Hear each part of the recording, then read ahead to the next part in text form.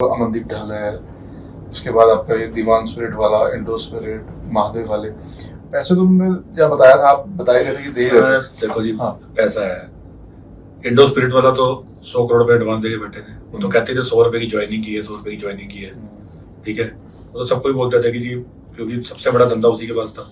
अब 100 रुपए की ज्वाइनिंग में भी एक ये भी ब्लैक और व्हाइट करने का धंधा है। भाई आप 100 रुपए आज किसी को एडवांस में दे दो, कैश आपके में, मेरे घर में कैश पड़ा, मैंने किसी को 100 रुपए एडवांस में दे दिया, अब वापस आने मेरे पास सारे व्हाइट में।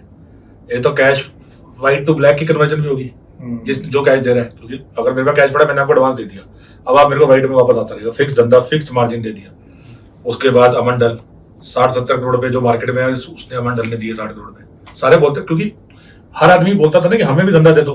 वो बोलते थे इतने रुपए देने हैं, किसी को पैसे देने की हिम्मत ही नहीं। अब हमारे पास कहां से आएंगे पैसे इतने। ऐसे ही महादेव लिकर है, वो महादेव लिकर ने भी इतने पैसे दिए। 50 करोड़ की फिगर थी मार्केट में, और 50 करोड़ में दिए भी है। इसके बिना धंधा भी नहीं मिल सकता उसके बिना। ऐसे ही वो दीवान स्पिरिट है, उसका धंधा इनसे थोड़ा सा छोटा था, तो उसने 30 करोड़ रुपए दिए।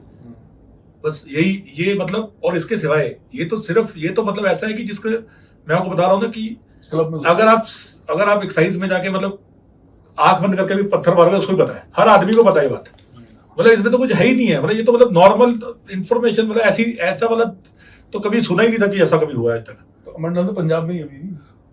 अमन ढल और एक अनंत वाइन्स, दो आदमियों को 10,000 करोड़ रुपए का धंधा दो आदमियों को दे दिया। कैसे दे दिया जी?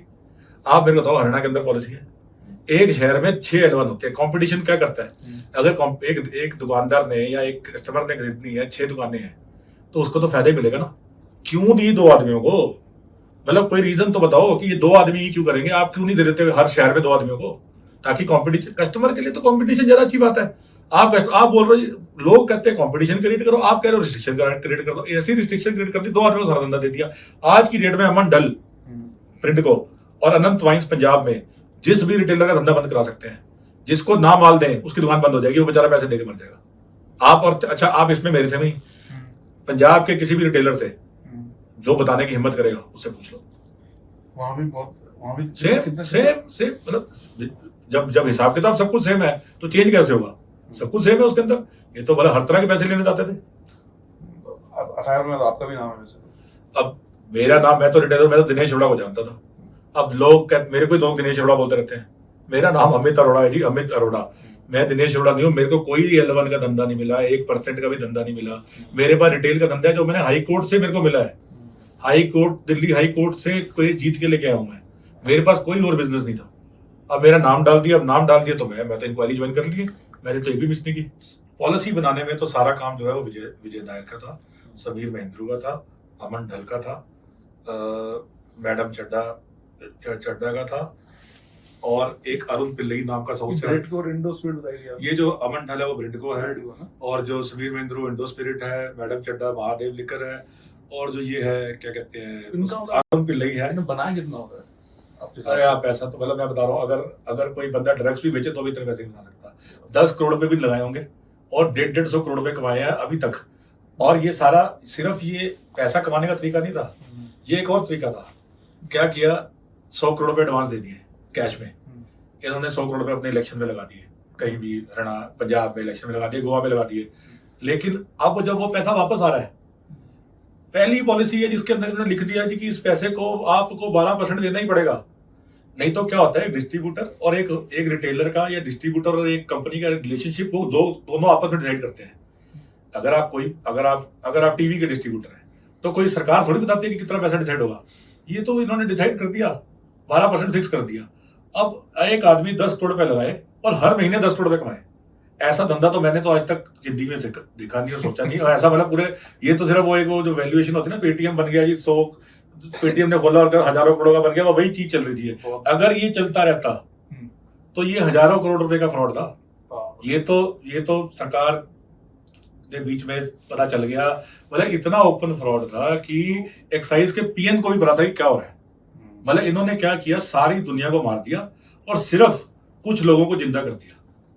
सारे रिटेलर्स पुराने मार दिए बेचारे, सारे लोगों को मार दिया। ये तो हाई लगी है जिनको सरेआम, जो इन्होंने ये किया। अभी तो चर्चा भी चल रही थी ना, अब आप सोचो, वैसे भी नहीं, पहले एक बात सोचो, वो भी बताता हूँ मैं आपको। पहले एक बात सोचो, पहले 10 लाख रुपए का लाइसेंस था होलसेल का, इन्होंने 5 करोड़ का कर दिया। पूरे हिंदुस्तान में, मैं भी आपको बता रहा हूँ, पूरे हिंदुस्तान में कहीं दिखा दो 5 करोड़ का लाइसेंस हो। क्यों कर दिया? ताकि छोटा प्लेयर एग्जिस्ट ही ना करे। 10-12 लोगों ने बेचारों ने L1 लिया, 4 छोड़ गए, 3 छोड़ गए। क्यों? क्योंकि छोटे प्लेयर को 5 करोड़ की फीस ही नहीं आ सकती कभी पूरी, क्योंकि बिजनेस तो 80% इनके पास चला गया। बाकी आदमी तो बेचारा फीस भी अपनी वो नहीं कर, ताकि धीरे धीरे क्या हो कि सारा बिजनेस इन चारों के पास आ जाए। बेसिकली प्लान तो यही था कि सारा बिजनेस इन चारों के पास है। पूरा दिल्ली का बिजनेस जो 15,000 करोड़ रुपए की टर्नओवर का बिजनेस है, वो सारा बिजनेस इन चारों के पास आ जाए। अल्टीमेटली तो यही प्लान था। गवर्नमेंट को बैठ नहीं, गवर्नमेंट ने तो और इन्होंने क्या किया, क्योंकि इनको पैसे सिर्फ इनको किसी रिटेलर से पैसे नहीं मिल रहे थे, इनको पैसे मिल रहे थे होलसेल से। ये चाहते थे बहुत सारी होलसेल हो। बहुत सारी होलसेल कैसे होगी? जैसे बाकी स्टेट्स ना, हरियाणा में, बाकी स्टेट्स में कोटा फिक्स हो जाता है कि आपने मैंने बिड की, फीस की 200 करोड़ की, तो 200 करोड़ रुपए तक की एक्साइज का कोटा फिक्स है। उसके ऊपर अगर मैं दारू खरीदता हूँ तो मेरे को फिर से पूरी एक्साइज 165% की एक्साइज देनी पड़ती है। सॉरी, इन्होंने यहाँ पे क्या किया, जितनी मर्जी बेचो, कुछ कोई कोटा नहीं, 1 रुपया 1% लगेगा। इससे क्या हुआ, ये जो गुजरात का शोर मच रहा है ना, ये गुजरात में दारू कहाँ से गई है? ये गुजरात में दारू दिल्ली से जा रही है। दिल्ली से? दिल्ली के अंदर क्या है, आप एक सिंपल सी बात है जी, आप एक एनालिसिस कर लो, ऐसी कौन सी मार्केट बन गई दिल्ली के अंदर, ऐसा कौन सा बम फट गया दिल्ली में कि एकदम से जहां बेटी बिकती थी 4 लाख 5 लाख महीने की, वहां बिक रही 15 लाख। ये सारे के सारे अगर ये एनालिसिस, अगर ये इस चीज को अंदर जाए तो ये जो गुजरात का शोर में जाते हैं ना कि गुजरात में दारू चली, गुजरात में दारू कहाँ से जा रही है? गुजरात में दारू दिल्ली से जा रही है। आज दिल्ली से जा रही तो पंजाब से जा रही होगी, क्योंकि पंजाब में भी सेम पॉलिसी लागू कर दी। पंजाब का प्लान क्या है? पंजाब में भी सेम, पंजाब में इन्होंने क्या किया, 12 की का 10% कर दिया, क्योंकि शोर मच गया था 12% का, तो 12 10 कर दिया, बाकी तो सब कुछ सेम है। पंजाब में रिटेलर छोटे कर दिए।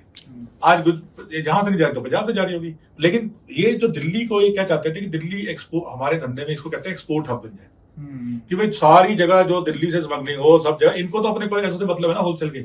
जगह कहीं से भी जाएगी इनको तो होलसेल के पैसे मिलेंगे 6%। ये जो 12% की ये थी कमीशन, उसमें 6% का था। ये सब इन्होंने ओबराय होटल में बैठ के, लोधी होटल में बैठ के, ये जो मैंने आपको नाम बताया, अरुण पिल्लई, समीर महेंद्रू, अमंडल, ये मैडम चड्डा, ये सब ने बैठ के इन्होंने पॉलिसी बनाई। ये सब ने बैठ के पॉलिसियां बनाई और उसके बाद इन्होंने 6% का गेम खेला और सबको मार दिया। ठीक है, सारे L1, सिर्फ L1 के ऊपर पॉलिसी दी जा रही।